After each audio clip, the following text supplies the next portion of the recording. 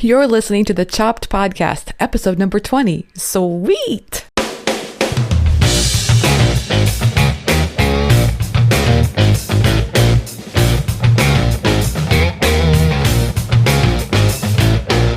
Hey everyone, I'm Marley of the blog Namely Marley. Thanks for joining me today for the 20th episode of the Chopped Podcast. I can't believe we're already at 20 episodes. Wow. Well, as you know by now, this is the podcast designed for people just like you, bloggers who love food.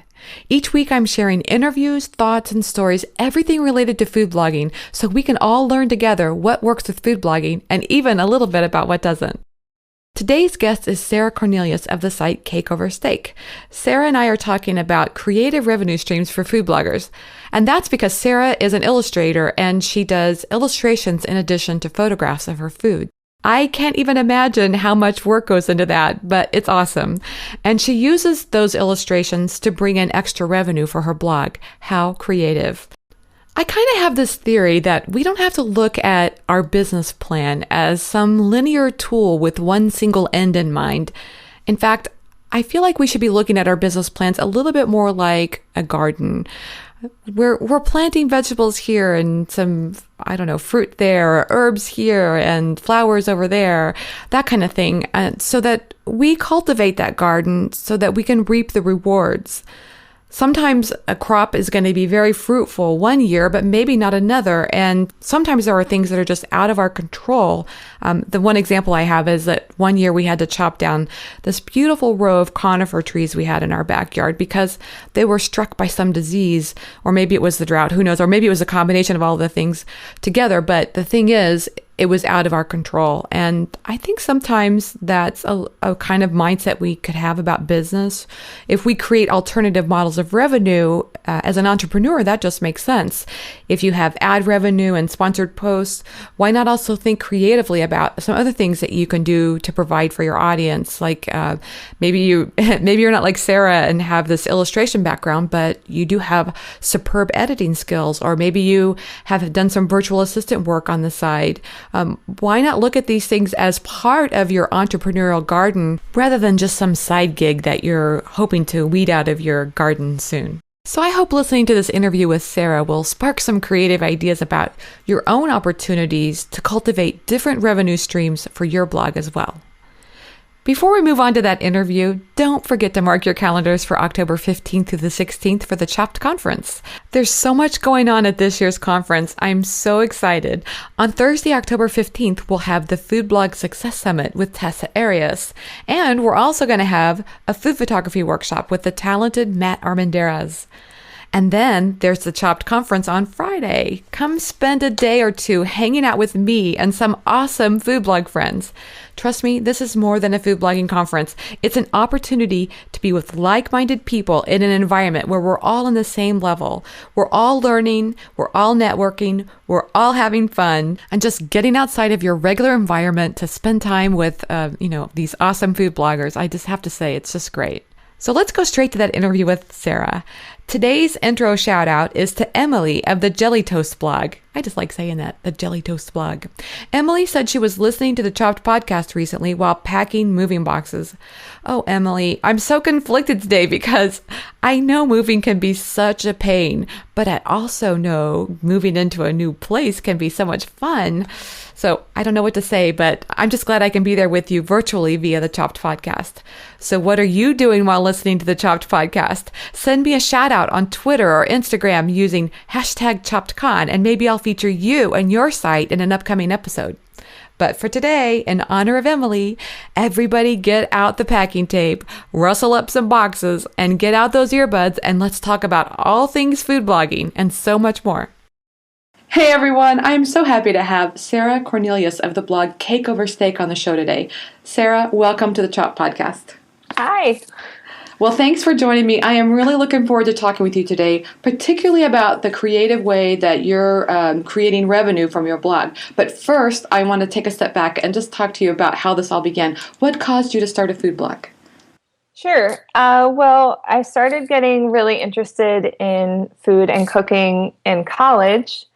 And I actually interned for Penguin Books the summer between my junior and senior year. And I started buying a lot of cookbooks because I had a 75% off employee discount.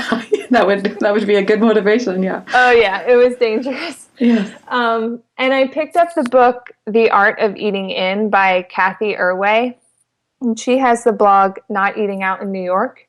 And actually, I think she just came out with a cookbook about, oh gosh, I forget where she's from, but it's all about the country that her family's from.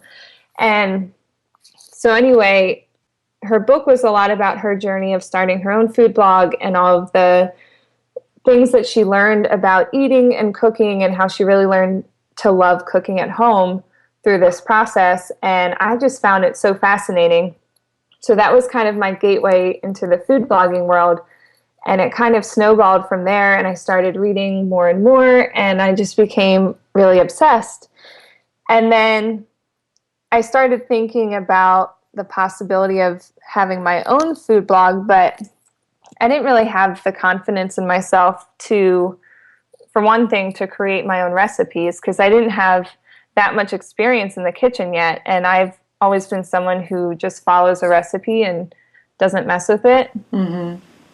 And I also wasn't confident in my ability to take photographs for the blog. And as a visual person, I really wanted my blog to be visually pleasing if I was going to have one. Right. And then I realized that I'm an illustrator and I could illustrate the food, and that would also set my blog apart from all the other ones that are already out there. So I sat on that idea for a while. And how long is a while? About 2 years. Okay. Yeah. Yeah. And yeah, I sat on it heavily in my head for about a year. And during that time, I became more confident in my ability to create my own recipes and how I could maybe, make the blog work in that department. So you weren't just totally sitting on it. You were kind of, creating your skill, working on getting better at recipes. Yeah, it was like a 2-year research period on what is a food blog and what I envisioned mine looking like. And I was literally writing blog posts in my head for a solid year or more before I even launched it. I know how that goes. I have a food blogger living in my head. Yeah, and you can't stop it, especially once you start blogging. It's just everything turns into a blog post in your head. Yeah. Which is good, I guess, I guess it's true. Because you start like breaking down the steps of a recipe and how you can do this first. And Yeah. So, I guess that means you're doing the right thing. Yeah, I think you're right. Yeah. So, and actually a lot of it too was I was trying to figure out the name for my blog. And I would, think of names and I'd text them to my husband, who is my boyfriend and fiance at the time. Oh, wait, no, he was my boyfriend still at this time. By the time I figured out the name Cake Over Steak. And I think I was actually just washing my hands at work one day. And I looked in the mirror and it just popped in my head. And I thought, that's it. So that's how that happened. But once I had the name, it was like this real tangible thing in my head that I could start working on. Yeah, that's great. Yeah, having the tangible, that really helps a lot. Yeah, definitely. So then I'm also a designer, so the whole behind the scenes of creating the website itself was a long process. And I researched hosting companies because I got burned by one before and I didn't want to make that mistake again. And I read a book about blogging. It's the book Blog Inc. by Joy Cho, which is on my desk right here. I love Joy, yeah. Yeah, so I was doing a lot of research and looking at other blogs that I like to look at their design and what I wanted to incorporate into the design of my own blog and all this stuff. So that was a good 6 or 7 month process because I am also working full time. So trying to squeeze all this stuff in and also feel comfortable with it because it was kind of a crazy thing to embark on, knowing what I wanted to do with it. Yeah, but I like this method a lot. You have like a method to your madness here. You've got a real systematic approach to how you did this.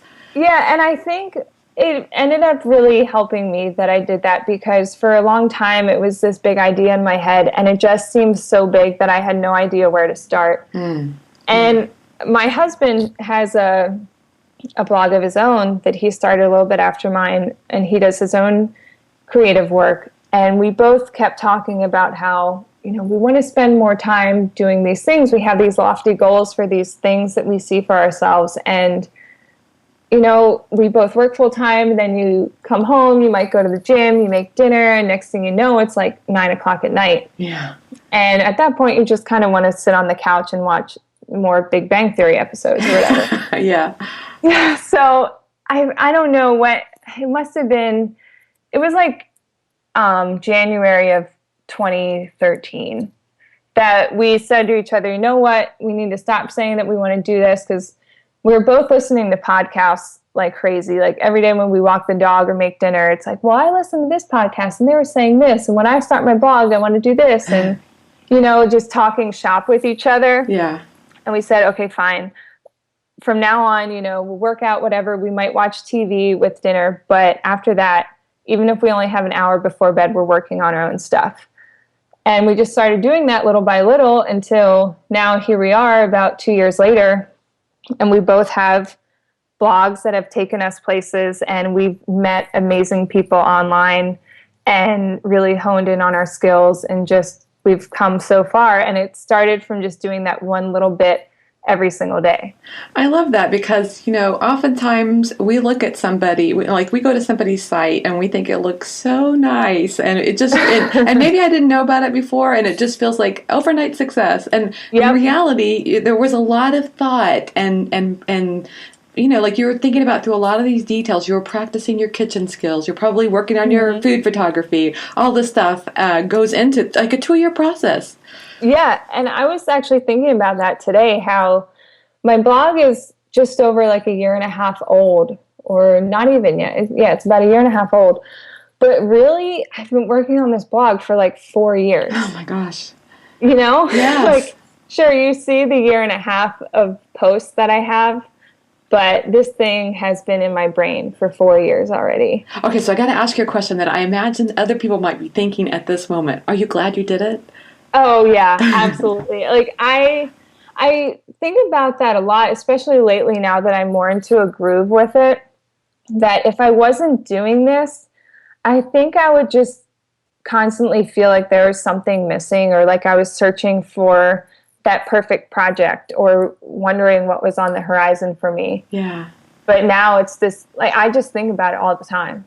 All the time. That's so cool. I have this story, like my sisters and I, we had a farm in southern Missouri together, and we were out there together at one point, and I found this, like, I don't know, it was like an old piece of sheet metal, and then there was this old barn door, which I have in my office right now, kind of old painted red. I mean, it's like perfect for food photography, and I'm grabbing this stuff and putting it in my car, and my sister said, I'm so jealous. It's so cool that you're out here and you have a mission. You're looking for things to take back because of this thing that you do, and I wish I had something like that. And I thought, that's true. There is like this underlying, every time I drive by an old piece of wood, I'm thinking, I want to go grab that.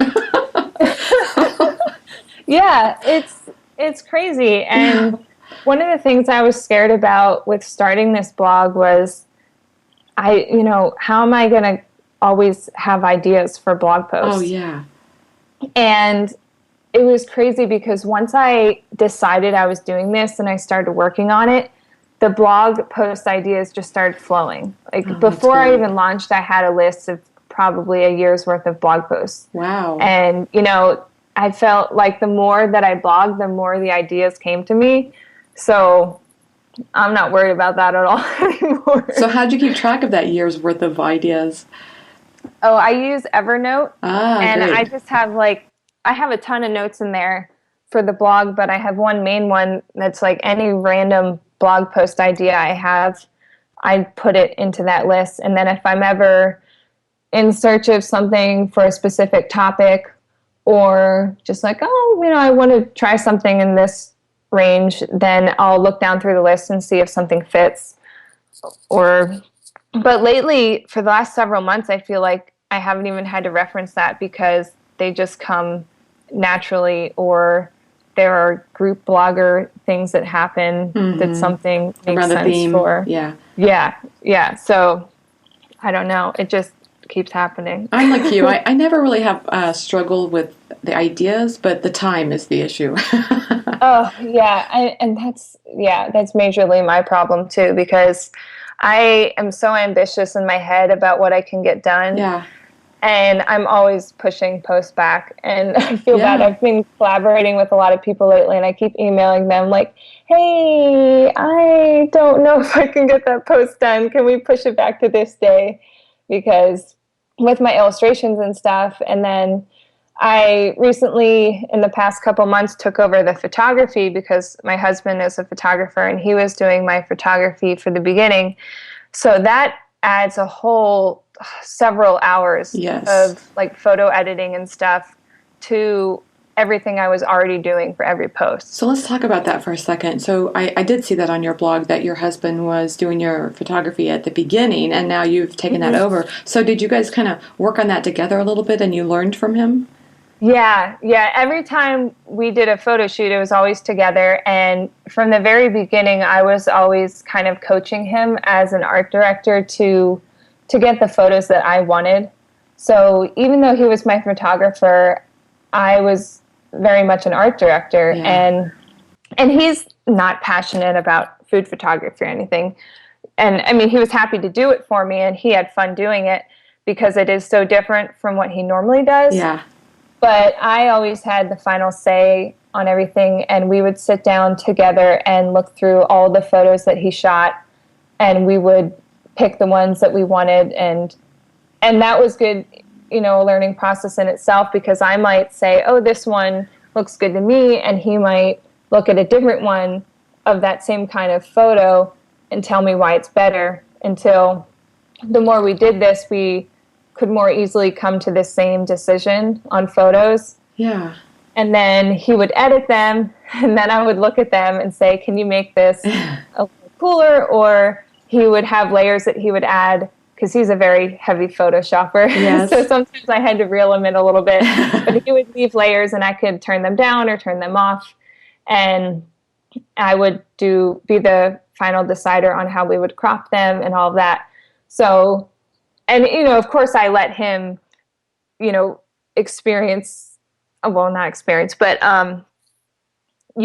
the skills that he already has. And, a good art director would do this anyway. You got to let the person with the skills do what they do best. Yeah. But from the whole artistic perspective, I was very much overseeing his photographs.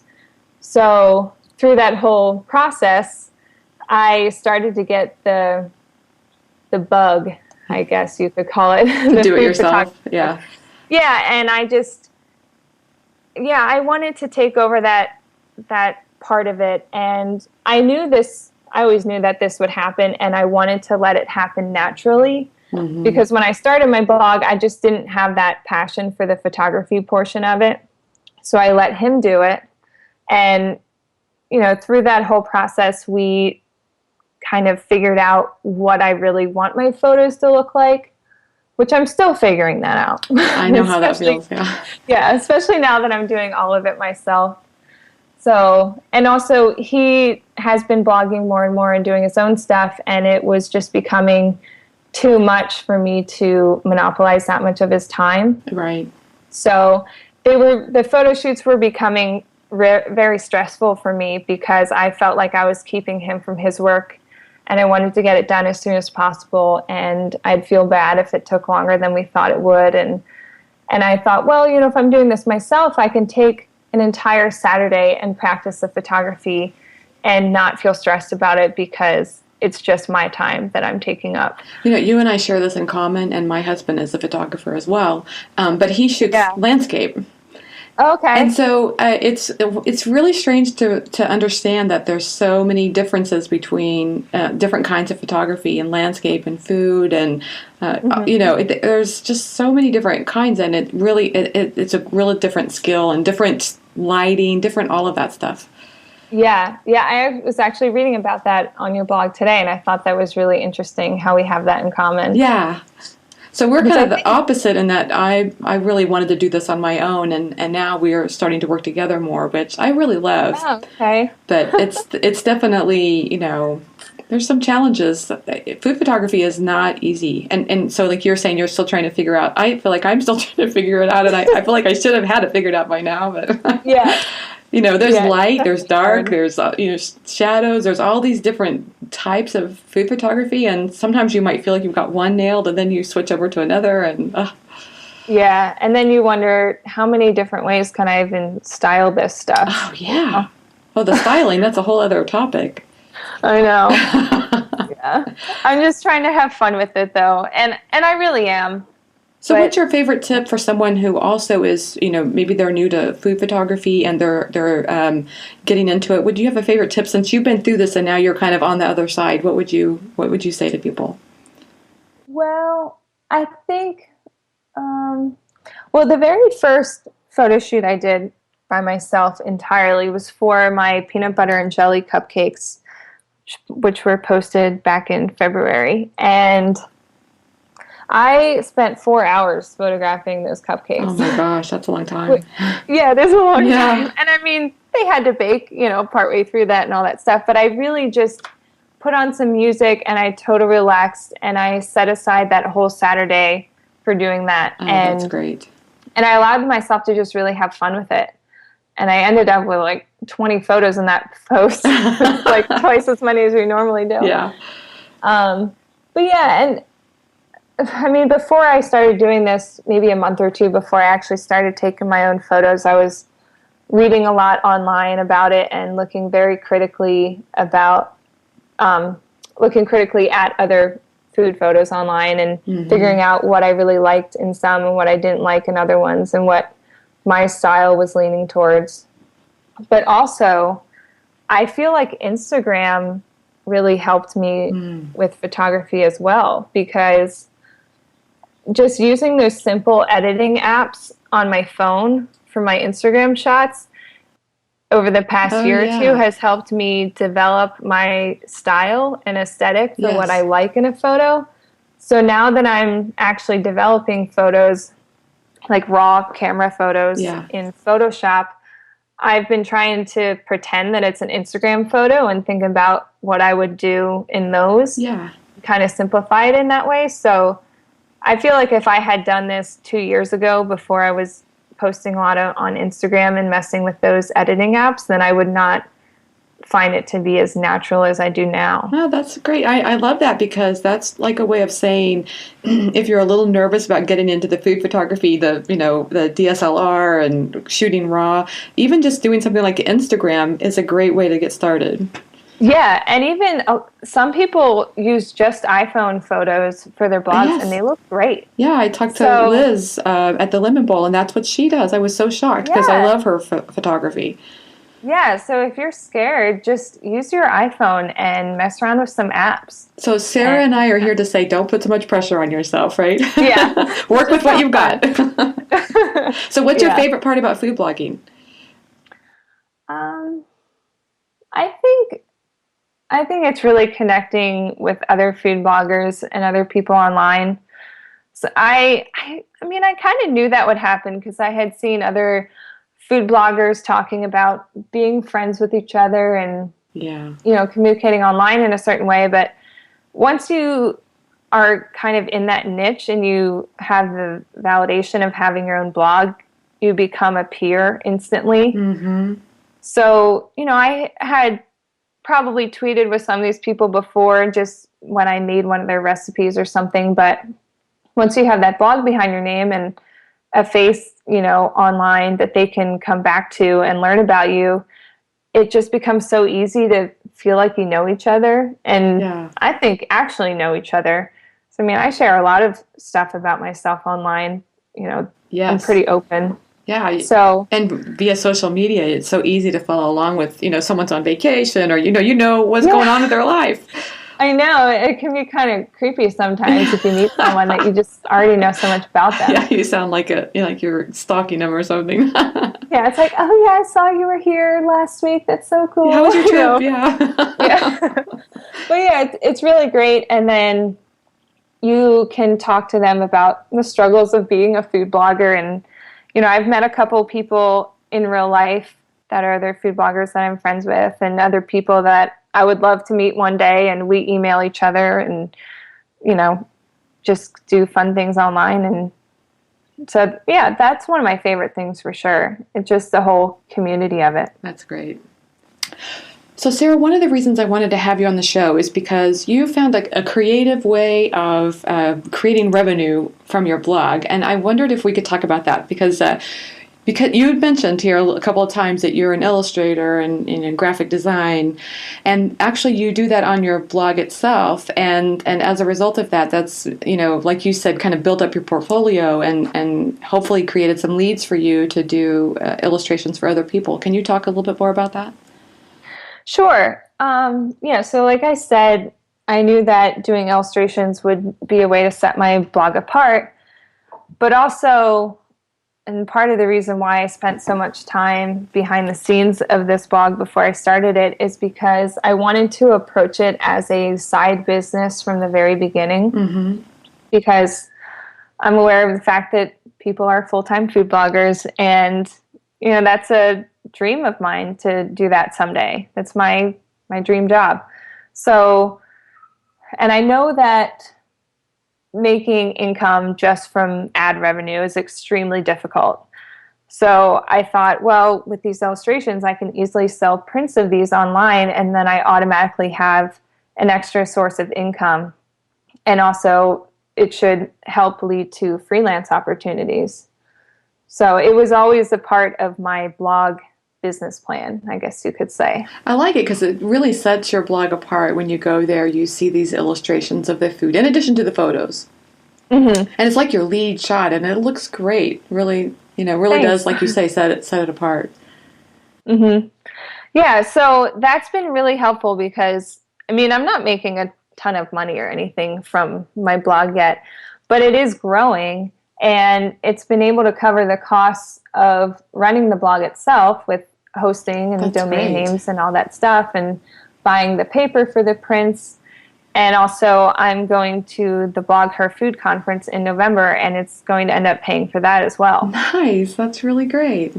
Yeah. I just have this image of you like standing with your art table and you're painting. Is that how you actually do that, or do you do your illustrations online?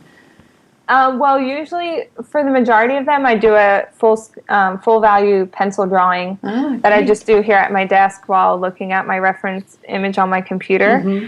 And then I scan that in and I colorize it and add some details and stuff in Photoshop. Oh, that's so cool. And it really does, set your site apart. I'm just curious, do you tweet those, or do you stick to the photographs of the food for social media, or do you use the illustrations? No, I always Instagram the illustrations, and I usually send them out in a tweet as well. Oh, that's great. And so then you have a place on your site where it's is it an e-commerce section of your site where people can buy the prints? Well, it's an Etsy shop, which I do link to a couple places on the site, and I recently started selling stuff through Society6, mm-hmm. which is nice because you can get a lot more variety of print sizes there, and you can also order pre-framed prints. And then they also have some other really fun products like wall clocks and pillows and things like that and iPhone cases, so you can get my work on them as well. That's great. And do you ever add a quote about the food underneath the food, or in other words, people would just buy the print of here's a waffle, or is it the waffle plus a fun little quote? It depends. Most of them are just the food, but I have a miso print that says "I heart miso" on it. I heart miso too. Oh yeah, yeah, I have that one. All right, I'm gonna have to check that one out. Most of them, I would say, they don't have text unless it really makes sense. So it's not out of the question, but most of them are just the food. Oh, that's good. I only asked that because I did a picture of cookies, and I don't know why. I mean, in my mind, I came up with this, but you know how it is. You think you came up with some recipe, and you go and you look, and it's out there a million places. But in my mind, I came up with this concept of cookies are like life. It's better when it's shared with others, and so I put that actually as a quote on the cookie recipe, and I really loved that. I thought, so you could come up with some quotes like that. It would be kind of cool on your illustrations. Yeah. I actually have a blog post in mind that involves food quotes that I want to illustrate. So that will be coming up in the future at some point. So that's got to take some time as well, those illustrations, huh? Yeah. And you do one for each post? I do, Wow. yeah. Yeah, and that's one thing that sometimes I'm working on them, and I'm like, whose idea was this? And I do love it, and it is what makes my blog special, but sometimes I think, man, this would be so much easier if I just had to edit photos and write something and put it online.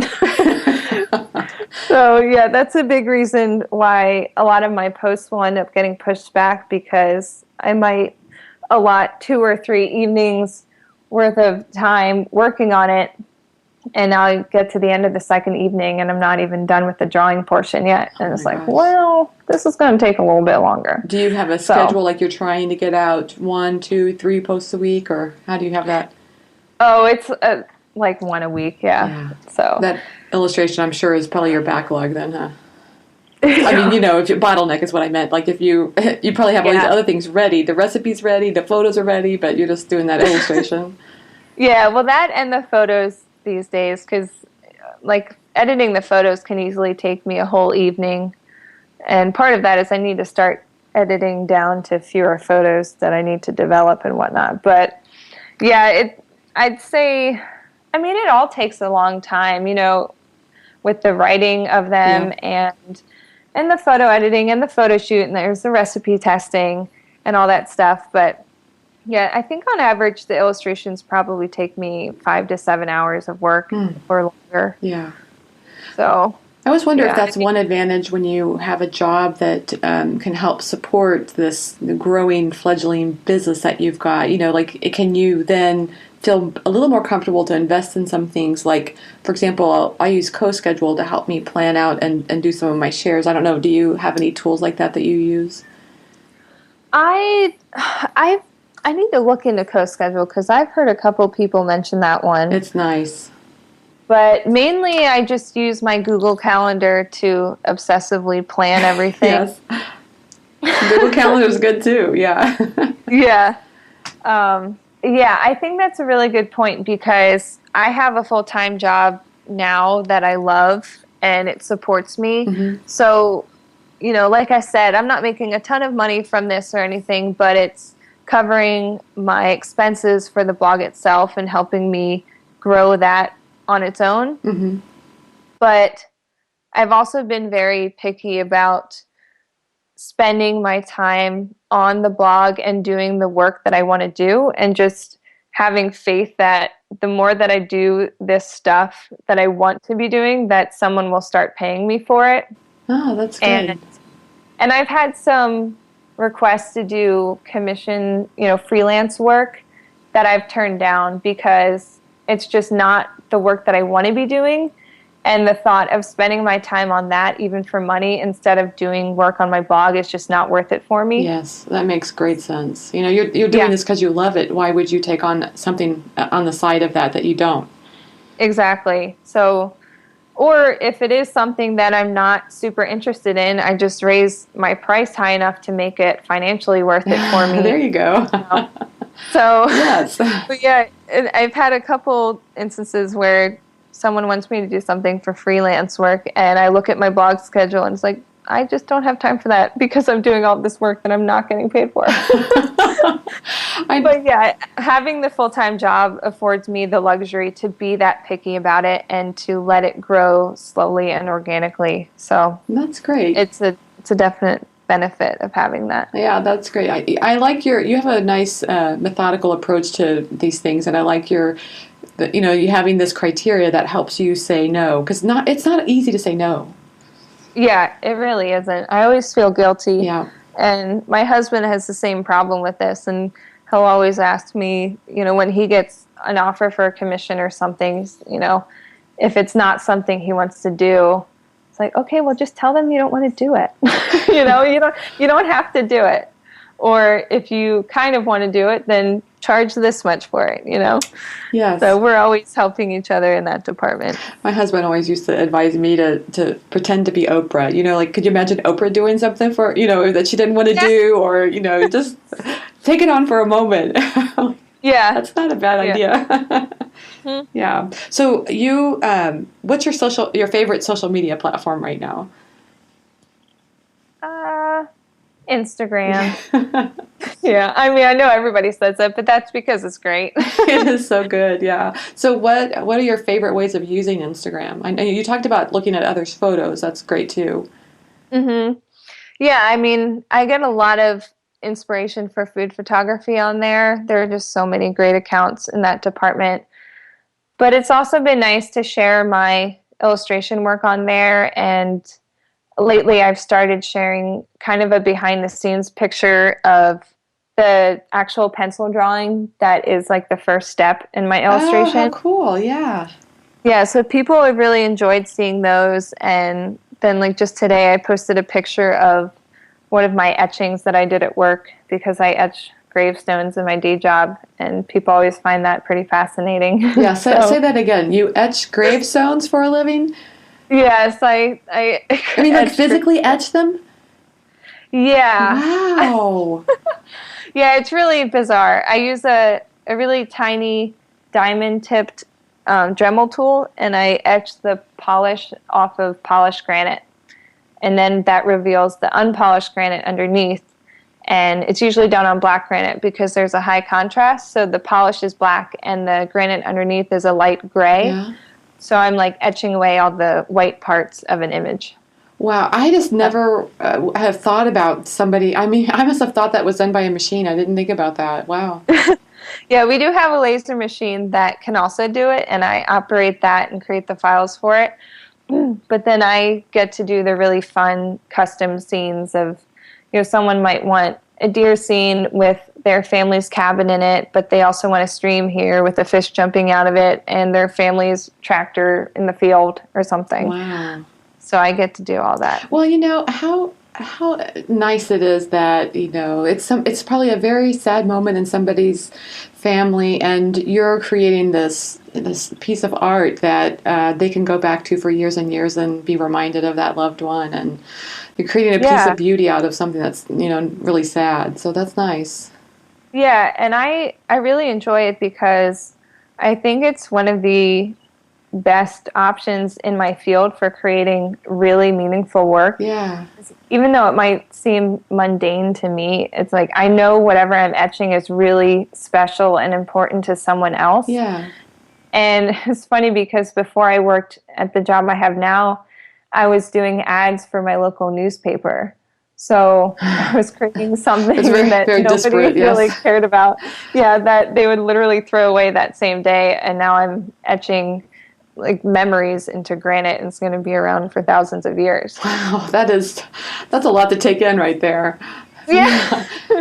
And I think sometimes I feel like I don't know. I could be this could be in my head and it's not real, but that sometimes food bloggers feel a little like they're not quite legitimate. I don't know if that's true or not, but I sense that sometimes, and I also feel like the same thing is true about food blogs, that we are doing things that help people in huge ways. Like you mentioned this at the very beginning, this art of eating in, that you read this and it was like an epiphany in your life. It changed you into realizing, hey, we can cook more at home, and we can create family memories from all of this, and I just think that's pretty exciting. I think that's the same thing that happens with food blogs, and that's what you're doing with that as well. Yeah, I agree. And it's funny because I recently did a post about how to make pizza at home with my favorite method for doing that. And just the other day, some stranger commented on my Instagram post about it, that I had inspired her to make pizza, and she made pizza. Wow, that's great. So, yeah, I was telling Robert, my husband, about it, and he said something like, that's all you asked for. And I said, I know, if I can just inspire one person to make pizza at home, then I'm doing something right. Yeah, that is so cool. That's like, it keeps you coming back past all those hard times when you get a comment like that. You're like, okay, I can do this. Yeah, definitely. Some days you feel like, am I even doing anything here? But then you get that comment that makes all the difference. Yeah, I think that's one of the struggles of food blogging, is that you can easily feel like you're in a vacuum if you're not careful. Like you're kind of on an island, isolated from everything, and that's not a good place to be.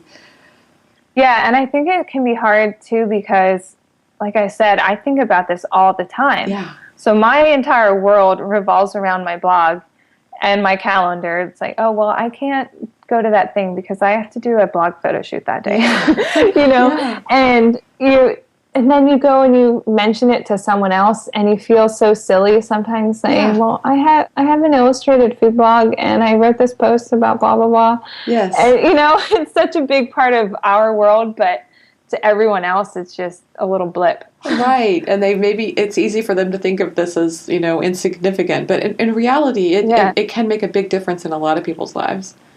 Yeah, definitely. I mean, they've made a difference in my life, that's for sure. Yeah. Okay, so let's go back to Instagram for just a moment, because I would like to see, do you have any tips that you would suggest to others that maybe are new on Instagram or they're trying to grow their audience? Do you have any favorite things that you've done that's helped you? Well, I'm still working in that department too, but I think one of the best things you can do is comment on other people's stuff. Good idea. Like, if you're just kind of a silent person on Instagram, it's not really going to get you anywhere. We go back to that stalker category then. Yeah, exactly. Yeah. So it's kind of the same thing with blogs. People say comment on other blogs because you want people to know that you exist. So, and a lot of times when you comment somewhere, you'll see that some random person came to your page because they saw your comment and they clicked on your name and liked something that you did. So there's that, and then you can try to enter contests and things like that, like the Food 52 contests, although I feel like those are really hard to win. I don't even know about those. What are those? Well, they do their hashtag F52 grams. F52 grams. I think it's every week they'll have a theme that they'll ask you to post about, and then you use that hashtag, and they'll regram their favorites. Oh, how cool. I'm so behind the eight ball. I wish I would have known about that. I'm going to do it now. Yeah. And then there's also the feed. Oh, I know about that one. So it's hashtag feed. Yeah. So things like that, I think, can really help you. That whole hashtag is the thing. That there's a controversy over it. Some people are like, do not use hashtags. But I just read something today, and I don't remember what site I was on, but it basically said the more hashtags you use, the greater number of likes that you get on that particular post. So there is a correlation there. There definitely is, because I use the app ViscoCam, which I know Bev from Bev Cooks was talking about on here. And I know she doesn't like to use it, but she's got such a huge following. I don't think she needs it. Yeah, I agree. But yeah, anytime I use that hashtag, I definitely get more likes because so many people follow that one. Yeah. So I know some people probably get annoyed by it, but you know what? I'm there to try to grow my following. Yeah. So, if other people will see my stuff and maybe end up at my blog or following me on Instagram as a result, then, I don't think you should put 30 hashtags in a post, but yeah, they're definitely helpful. 5 to 10. And I actually heard somebody else that said what they do is they maybe put 1 or 2 in the actual post itself, and then they go into a comment and leave a bunch of more. Mm-hmm. Yeah, I've seen some people do that. The other thing I started doing recently is somebody actually said to me, do you still have a food blog? Because I used to post on Facebook, and I felt like I was annoying people, and so I quit doing on my personal Facebook page. And so I thought, well, heck, I might as well, if they actually missed the recipes that I was sharing. So I use Instagram as a way of I just transfer it over to Facebook too, and so that's kind of cool. Yeah. Well, Facebook is my least favorite social media. Is it? Yeah, I mean, it's definitely helped a little bit. Yeah.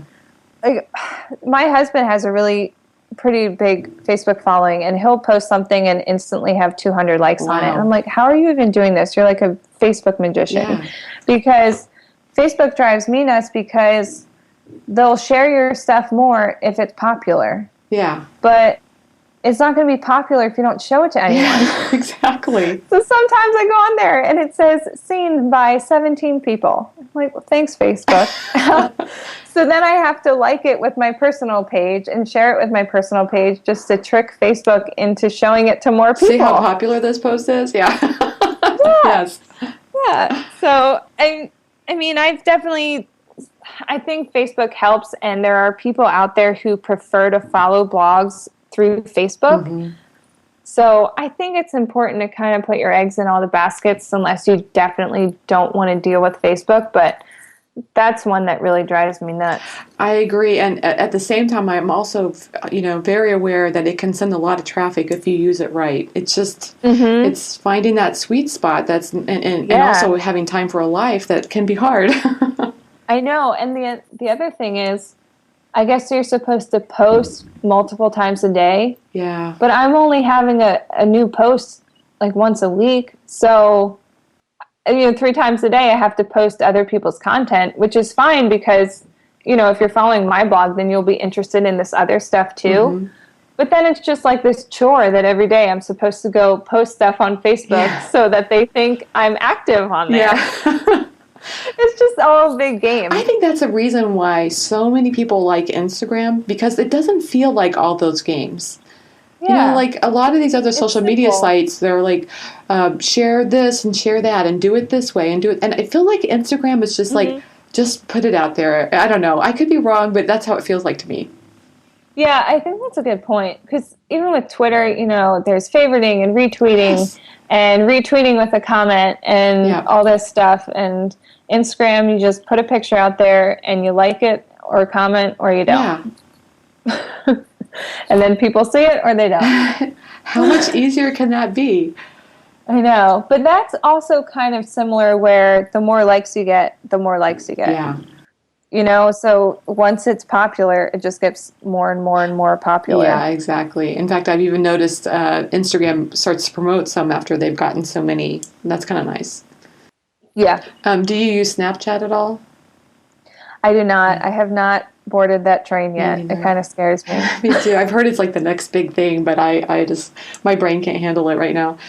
Yeah, I think that's how I feel too. It's like, I don't want another thing on my phone that I have to check notifications for. Yeah. So I'm just not into it. So you have had a lot going on recently, Sarah, because you just got married. Congratulations. How exciting. Oh, thank you. Yeah. Anything else you can share that's coming up for you? Not too much. Just more blogging and a lot of summer fun. That's great. I got 2 beach trips this summer that I'm really excited about. That sounds great. But yeah, because last summer was just wedding planning out the wazoo, and it was sad because in the summer I was almost like, okay, let's get to this wedding and get to the fall, because I know in the fall the wedding will be over and I don't have to think about it anymore. Sounds like a book. You write it, and you're like, I don't want to look at this anymore. Yeah. So it's really nice now to just kind of focus on having fun in my life and working on the blog and not having a wedding to plan. That's great. So I've got just a few fun questions for you at the end of the interview. Okay. So what's the one food item you can't live without? I know everyone says this, but I have to say chocolate. I had a feeling it was either going to be cake because of the name of your site or chocolate. It had to be something kind of sweet. Yeah, definitely. Okay, so like sweet. Any chocolate, you're going to just, it's a chocolate, you're just chocolate fountain, chocolate what? Oh, jeez.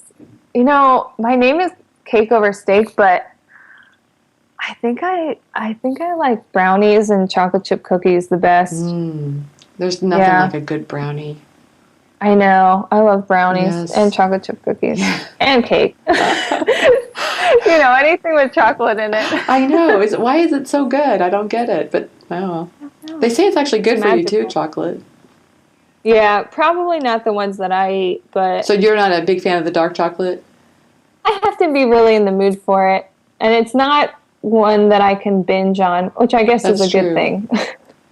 Like dark chocolate, I can have a little square and be satisfied. I know. But milk chocolate, I could just eat all day until my stomach hurts. See, that's the advantage of dark chocolate, is because it is so rich. You have a little and you're done, but...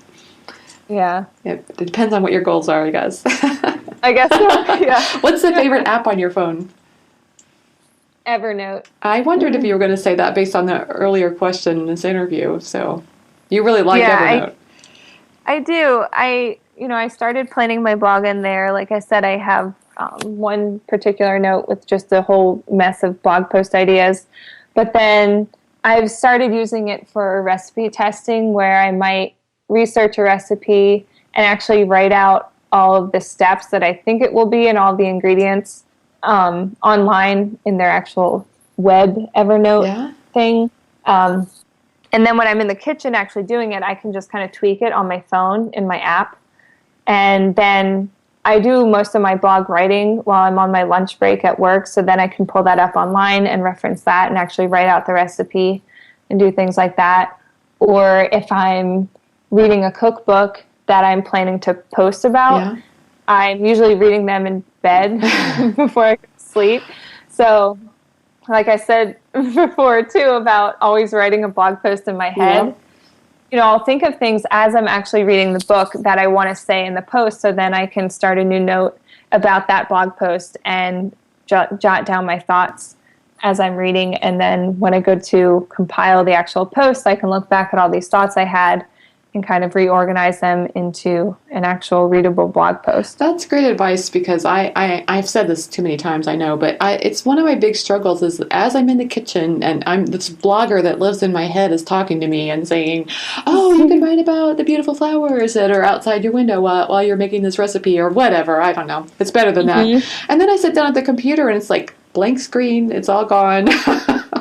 Yeah. I think my best posts writing wise are always the ones where I was able to jot down thoughts ahead of time like that. Yeah.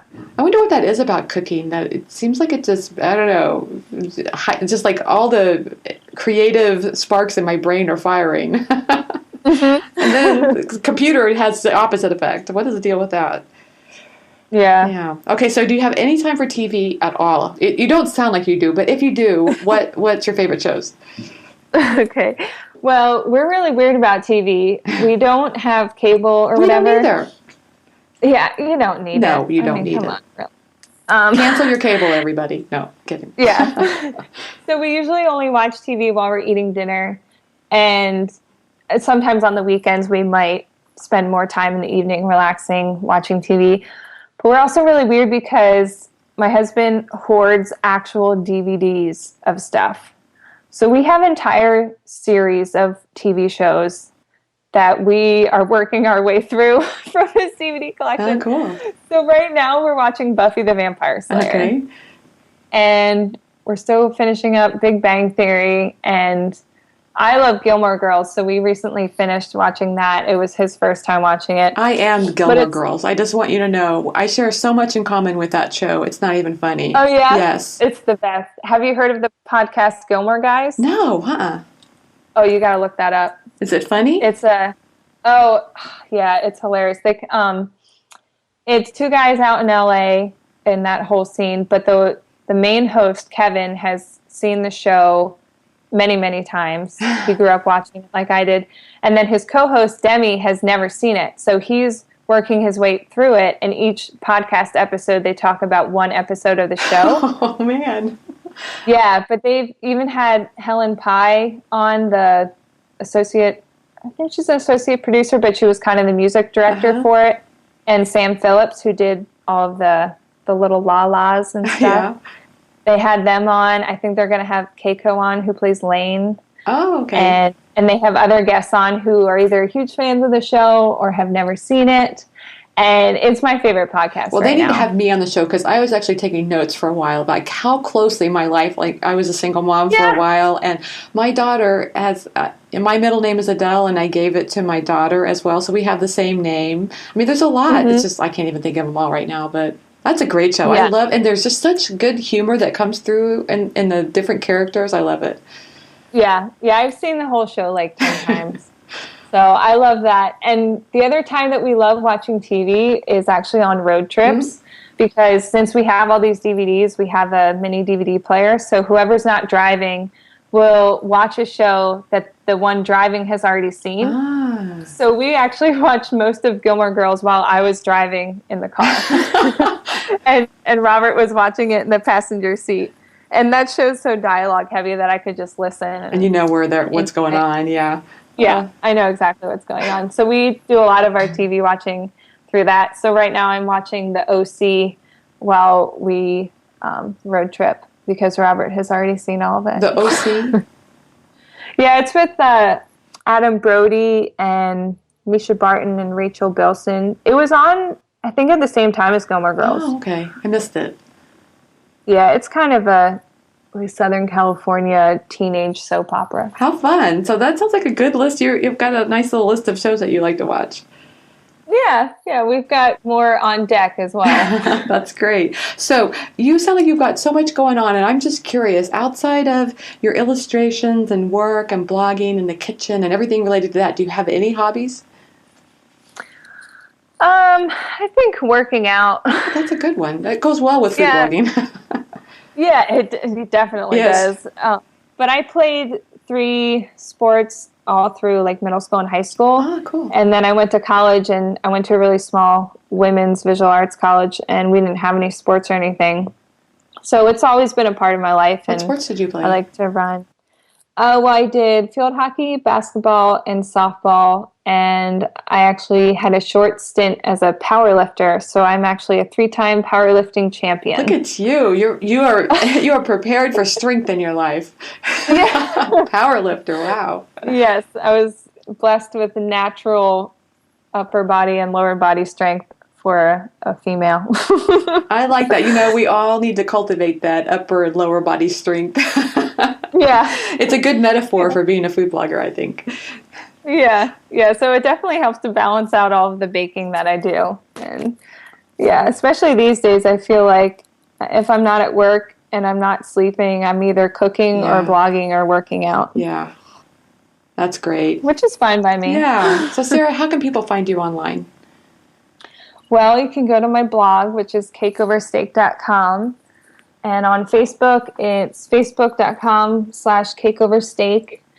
And then all of my other social media handles are Sara_Cornelius_, and that is Sara without an H. I'm laughing because speaking of TV shows, have you seen, I'm never going to, Jimmy Fallon, I think? He has that show he has a skit that he does with the teenage girls, and his name is Sara without an H. Have you seen that? Oh my God. Is that the thing? Because H's are so L. Robert just had me watch a video of that the other day when Taylor Swift was on years ago. Isn't it hilarious? Yeah, actually, Robert quotes that a lot because I think he grew up watching that show. So we always say, yeah. I just think that is so funny. Yeah. But as a Sara without an H, you just grow up having to say that all the time or else people will spell your name wrong. So, sorry. Yeah, I'm Sara without an H. Sara without an H, because H's are, Yeah. Nobody needs them. That's right. Okay, Sara, thanks so much for joining me today. I really had a great time talking with you. Yeah, thank you so much. This was a lot of fun. Thanks so much to Sara Corenlius for being my guest on today's episode of the Chopped Podcast. If you were packing boxes and couldn't write down something important, don't worry. We took the notes for you. Just head on over to choppedcon.com, where I put up links for each show, including the stuff we talked about today and more information about our guests. I hope you're loving the Chopped Podcast. If so, it would mean the world to me if you'd head over to iTunes and give it a review. You can do that right now. Also, you can spread the word about the Chopped Podcast using @ChoppedCon on Twitter or Instagram, or even Facebook. Your shout-outs really mean a lot, and we read every one. You inspire me, so I hope today's show is helpful and inspirational to you as well. Thanks so much for listening, and have a great week.